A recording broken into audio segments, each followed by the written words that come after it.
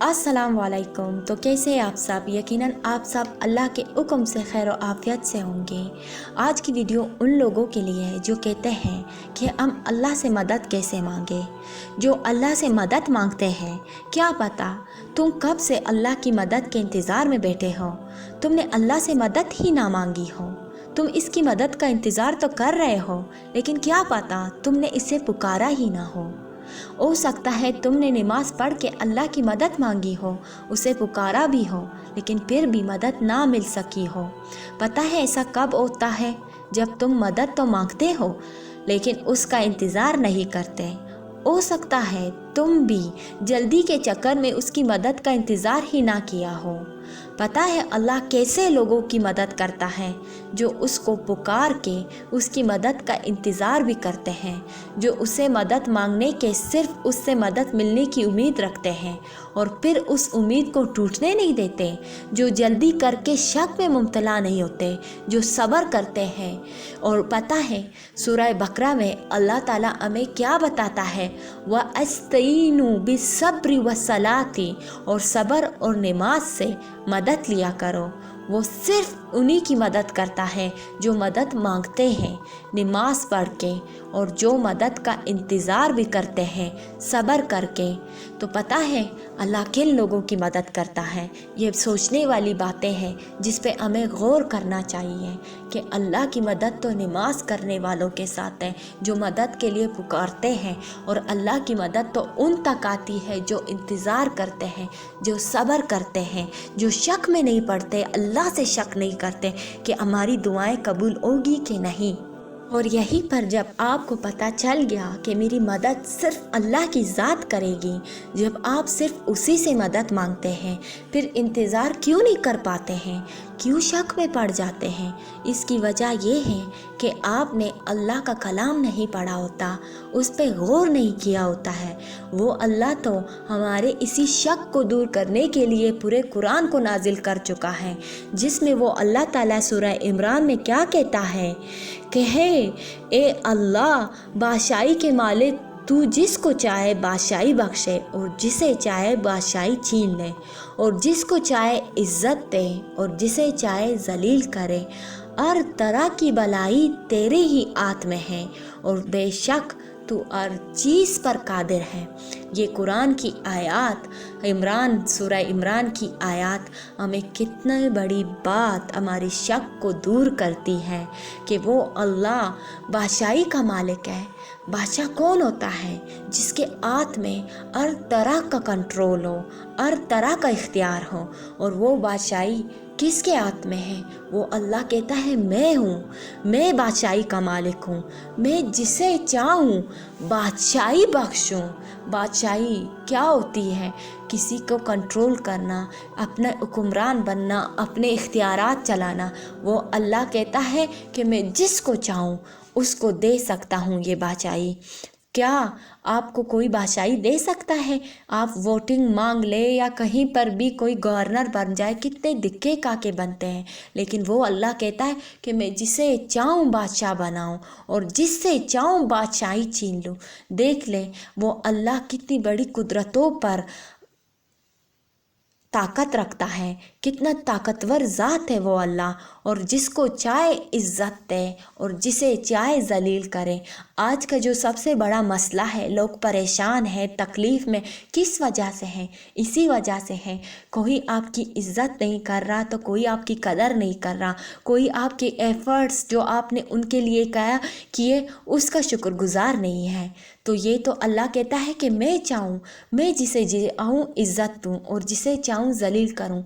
अगर लोग आज आपको जलील कर रहे हैं, आपको तकलीफ़ दे रहे हैं, आपको अर्ट कर रहे हैं, ये भी अल्लाह की तरफ से है, और ये आप अल्लाह से मांग सकते हैं।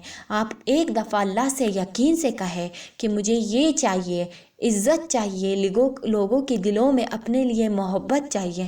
وہ اللہ تو کہتا ہے کہ میں جسے چاہوں عزت دوں، پھر آپ کیوں سے نہیں مانگ پا رہے ہیں؟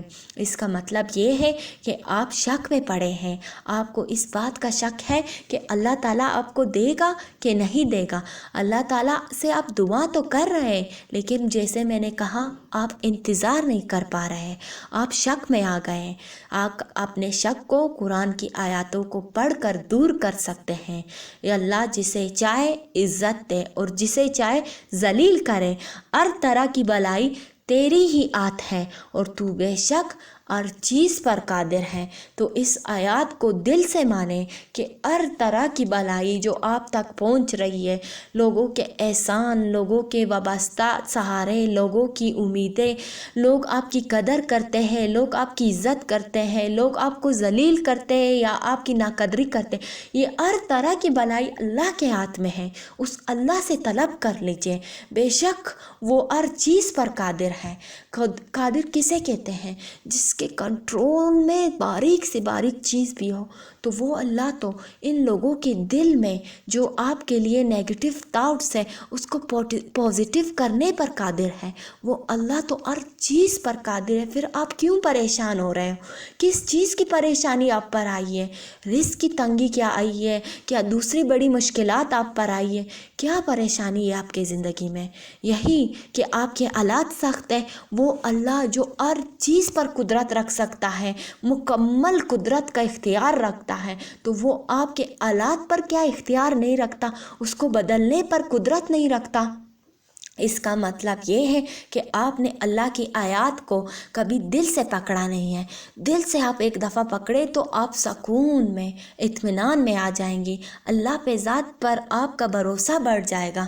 یہیں پر سورہ عمران کی آیات جب آگے اللہ تعالیٰ میں کیا بتا رہا ہے، تو ہی رات کو دن میں داخل کرتا ہے اور تو ہی دن کو رات میں داخل کرتا ہے، تو ہی بے جان سے جاندار پیدا کرتا ہے اور تو ہی جاندار سے بے جان پیدا کرتا ہے، اور تو ہی جس کو چاہتا ہے بے حساب رزق بخش دیتا ہے۔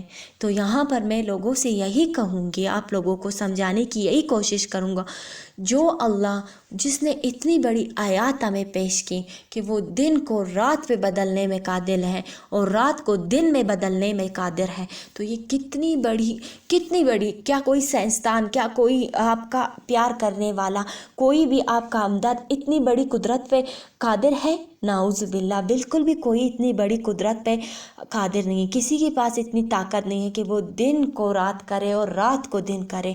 جو مالک اتنی بڑی ذات ہے جو دن کو بنا سکتی ہے اور پھر اس پہ رات کو لا سکتا ہے، جو رات پہ دن کو لا سکتا ہے، کیا وہ اللہ آپ کو مشکلات سے نکال کر خوشیاں نہیں نصیب کر سکتا؟ پھر آپ کو خوشیوں سے لا کر غم نہیں دے سکتا؟ وہ اللہ تو ہر چیز پر قادر ہے۔ پھر کیوں آپ مایوس ہوئے جا رہے ہو اپنے اس تنگ حالات سے؟ اپنے تنگ حالات کو آج کی رات سمجھے، اور وہ اللہ تو آپ پہ دن لائے گا ہی لائے گا۔ اپنے دل کو مضبوط کرے، اللہ کے ساتھ، اللہ کی محبت کے ساتھ گہرا کرے، اور وہ جس کو چاہتا ہے بے حساب رزق بخشتا ہے۔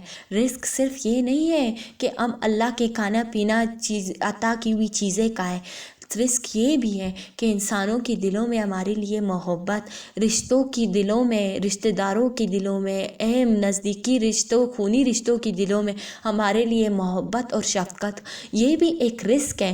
کوئی نامحرومی ہے، آپ کو کسی چیز کی کمی ہے تو یہ بھی رزق میں آ جاتا ہے۔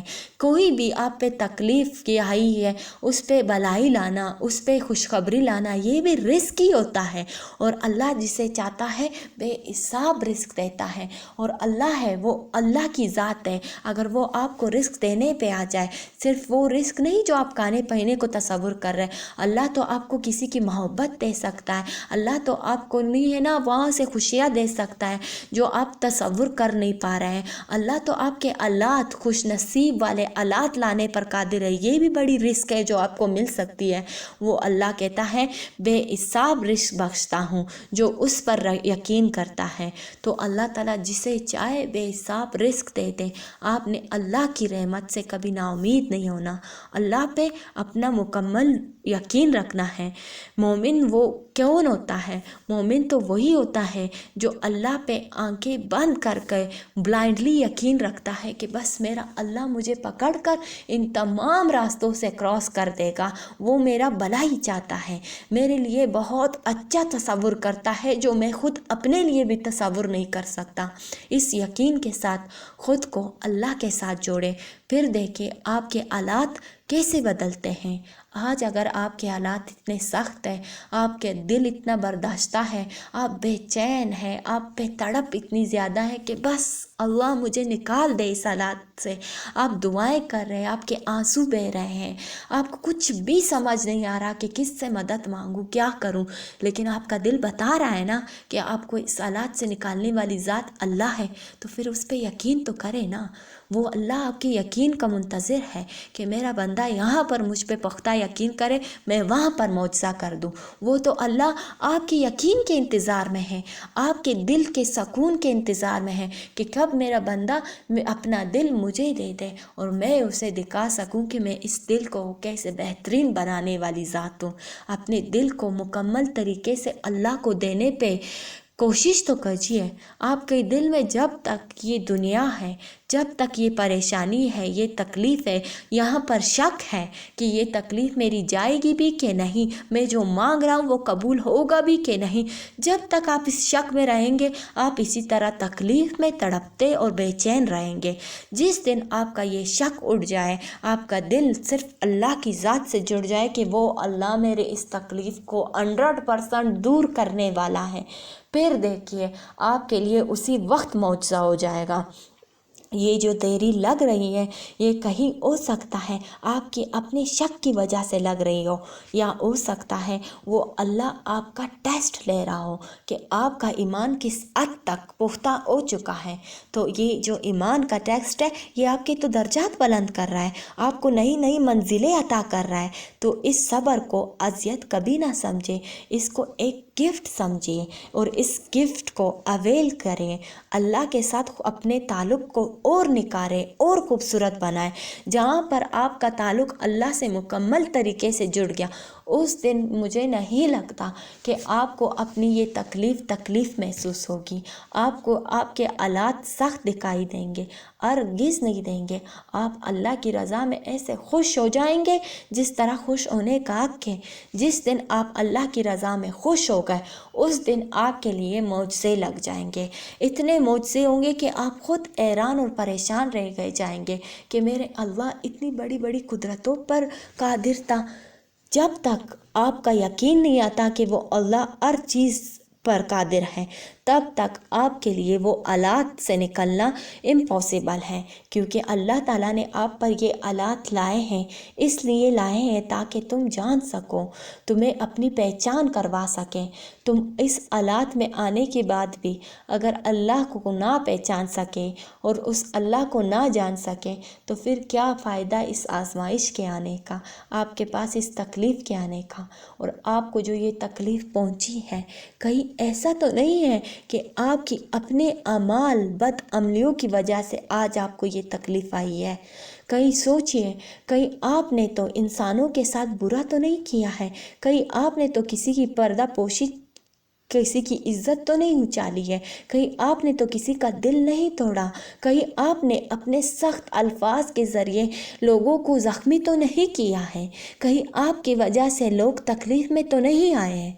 हो सकता है आपको अल्लाह इंसान बनाने के लिए, अशरफुल मखलूक़ात बनाने के लिए, आपके दिल को नरम बनाने के लिए ये तकलीफ़ आई हो, आपको बेहतरीन इंसान बनाने के लिए ये तकलीफ़ आई हो।